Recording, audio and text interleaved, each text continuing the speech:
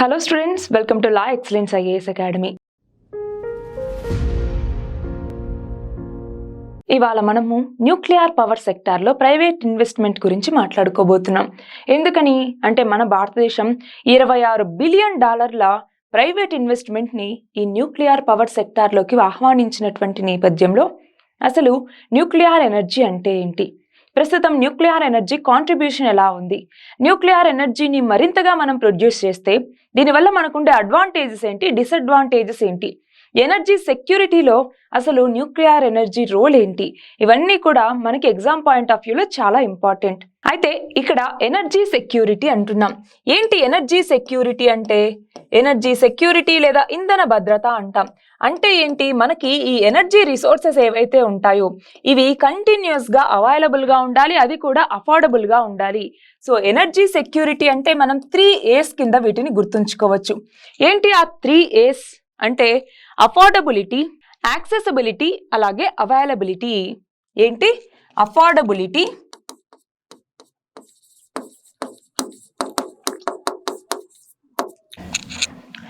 Accessibility,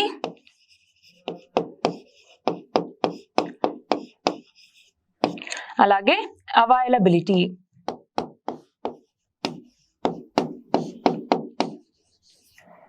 ఈ మూడు ఉంటేనే మనము ఇంధన భద్రత ఉంది అనేసి చెప్తాము. అయితే మన భారతదేశం ఇప్పుడు ఈ ఎనర్జీ సెక్యూరిటీకి సంబంధించి 2040 కల్లా మనం ఇందులో సెల్ఫ్ రిలయన్స్ ని సాధించాలి అనేసి లక్ష్యంగా పెట్టుకున్నాం. అయితే మనకి ఇంటర్నేషనల్ ఎనర్జీ ఏజెన్సీ అన్నటువంటిది ఉంది, అవునా?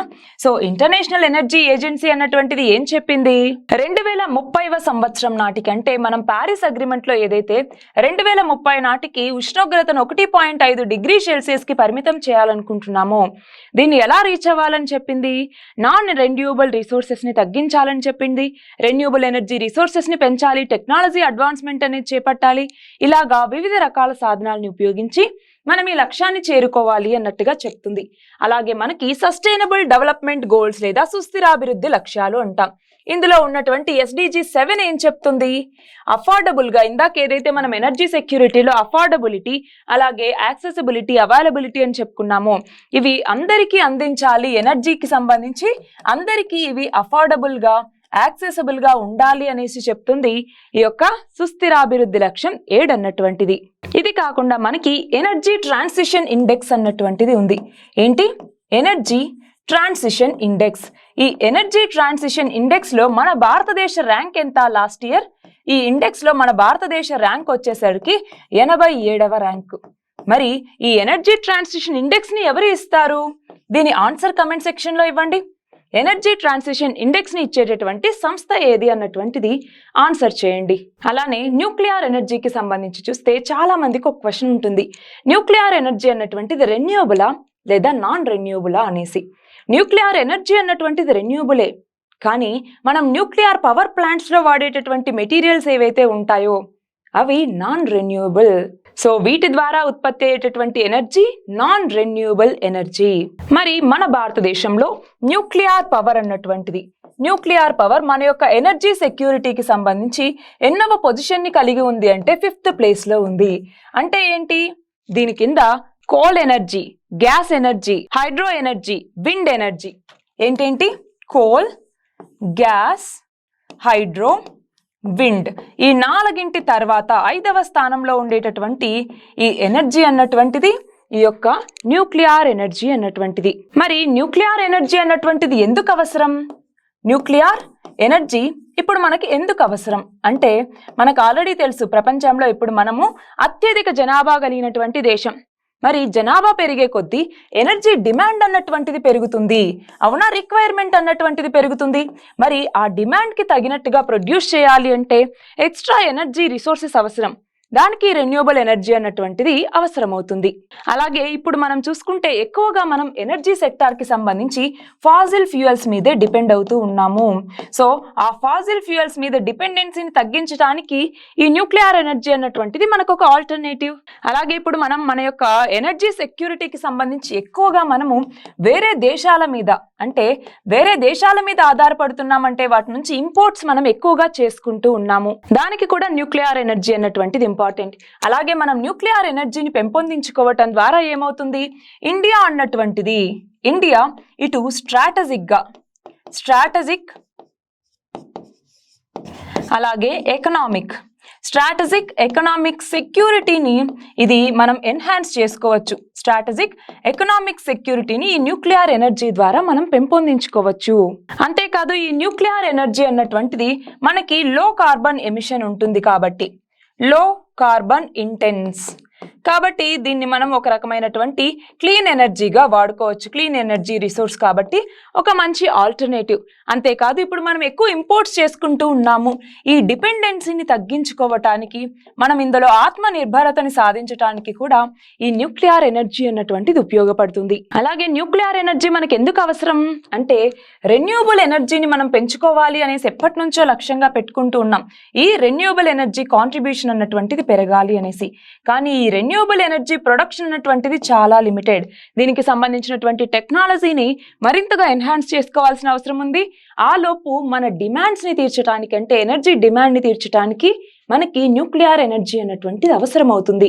మరి మన భారతదేశంలో ఈ న్యూక్లియర్ ఎనర్జీకి సంబంధించి న్యూక్లియర్ రియాక్టర్స్ అన్నటువంటి ఉంటాయి. ఆ రియాక్టర్ కి సంబంధించి మన భారతదేశం ప్రపంచంలో 7th పొజిషన్ లో ఉంది. మన దగ్గర మొత్తం 23 రియాక్టర్స్ ఉన్నాయన్నమాట. 23 న్యూక్లియర్ రియాక్టర్స్ అన్నటువంటివి ఉన్నాయి.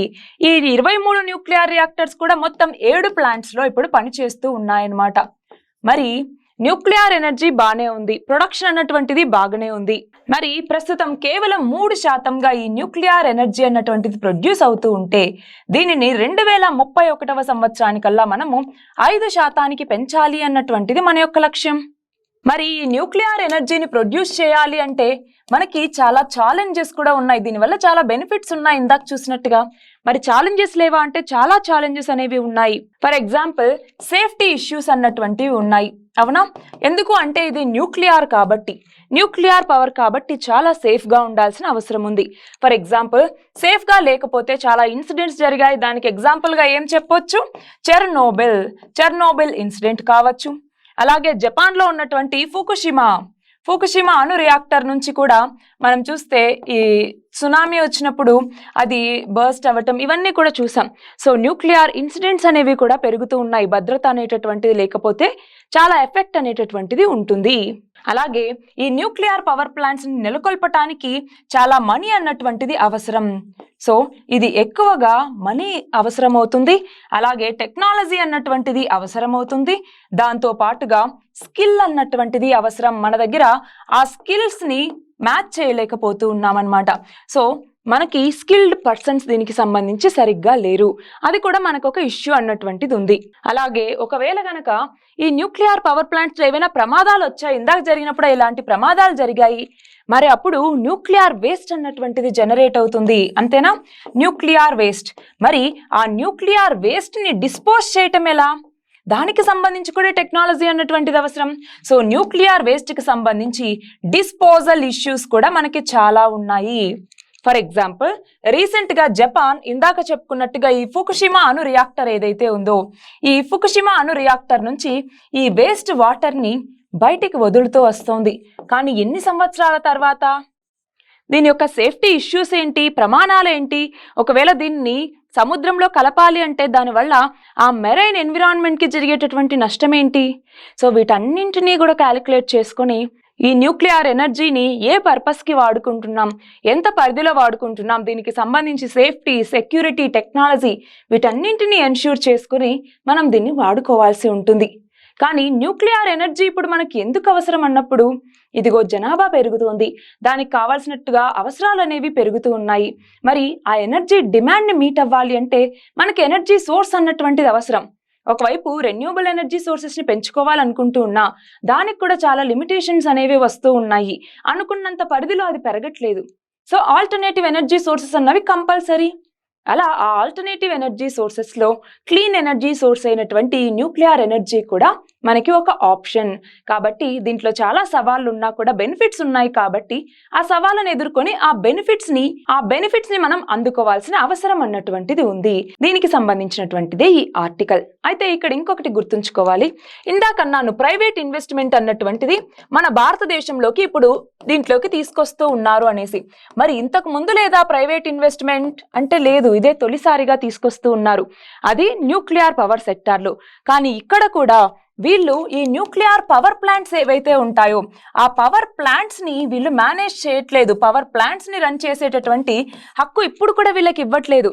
వీళ్ళు ఎంతవరకు అక్కడ కేవలం ల్యాండ్ అంటే ల్యాండ్ ని అక్కడ కొనుగోలు చేయటం, ఆ న్యూక్లియర్ పవర్ ప్లాంట్స్ కి వాటర్ ని సప్లై చేయటం, అలాగే అక్కడ కన్స్ట్రక్షన్ యాక్టివిటీస్ అన్నటువంటివి చూసుకోవటం, వీటన్నింటిలోనూ ప్రైవేట్ సెక్టార్ ఇన్వెస్ట్మెంట్ ని మనం అలో చేస్తున్నాం. కానీ ఈ యొక్క పవర్ ప్లాంట్స్ ని నెలకొల్పడానికి, వాటిని రన్ చేయటానికి మనము వీటిని అలో చేయట్లేదు.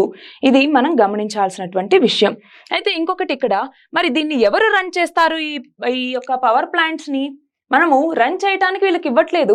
మరి ఎవరు రన్ చేస్తారు? NPCIL అంటాం, nuclear power corporation of India limited అన్నటువంటిది దీనికి సంబంధించి ఆపరేట్ చేస్తుందన్నమాట. అంతేకాని ప్రైవేట్ ఇన్వెస్ట్మెంట్ ని ఇప్పుడు మనం వీటిని ఆపరేట్ చేయటానికి తీసుకోవట్లేదు. ఈ NPCIL అన్నటువంటిది మనకి డిపార్ట్మెంట్ ఆఫ్ అటామిక్ ఎనర్జీ కింద, DAE కింద పనిచేస్తుందన్నమాట. అయితే ఇక్కడ ఏంటి, ఇప్పుడు మనకి ఏదైతే ఇప్పుడు 42% ఈ non Faasil fuel energy sources అన్నటువంటి ఇప్పుడు ఉంటే దీనిని 50% పెంచాలి. ఎప్పటికల్లా అంటే 2030 కల్లా. మరి దాన్ని సాధించడానికి కూడా ఇప్పుడు ఇది ఉపయోగపడుతుంది. అంటే ఇక్కడ ఏంటి, మనకి న్యూక్లియర్ ఎనర్జీకి సంబంధించి ప్రైవేట్ ఇన్వెస్ట్మెంట్స్ అన్నవి అవసరం అవుతాయి. ఎందుకని అంటే మనం పెట్టుకున్నటువంటి క్లీన్ ఎనర్జీ టార్గెట్ ని చేరుకోవటం. ఫర్ ఎగ్జాంపుల్ 2070 నాటికి మేము కార్బన్ న్యూట్రల్ గా మారతాము, అంటే కార్బన్ న్యూట్రాలిటీని సాధిస్తాము అన్నట్టుగా మనం లక్ష్యంగా పెట్టుకున్నాం. అవునా? మరి ఆ కార్బన్ న్యూట్రాలిటీని సాధించాలి అన్నా, లేదు 2015వ సంవత్సరంలో మనం ప్యారిస్ అగ్రిమెంట్ కి సైన్ చేయటం జరిగింది. ఈ ప్యారిస్ అగ్రిమెంట్ కింద ఏంటి, ఈ శతాబ్దం చివరి నాటికి టెంపరేచర్ ని 1.5 డిగ్రీ సెల్సియస్ దాటనివ్వము అనేసి. మరి వీటిని చేరాలి అన్నా మనకి ఇప్పుడు ఎనర్జీ ట్రాన్సిషన్ అన్నటువంటిది అవసరం. అందులో న్యూక్లియర్ ఎనర్జీ అన్నటువంటిది ఇప్పుడు మనకి తప్పనిసరి కాబోతోంది. కానీ తర్వాత ఏంటి, ఈ నాన్ రెన్యూబుల్ ఎనర్జీ రిసోర్సెస్ ని తగ్గిస్తూ రెన్యూబుల్ ఎనర్జీకి సంబంధించి టెక్నాలజీని మరింత ఎన్హాన్స్ చేసుకుంటూ మన యొక్క ఎనర్జీ సెక్యూరిటీని మనం సాధించుకోవాలి. ఇది ఇవాల్టి article. All the very best and thank you very much.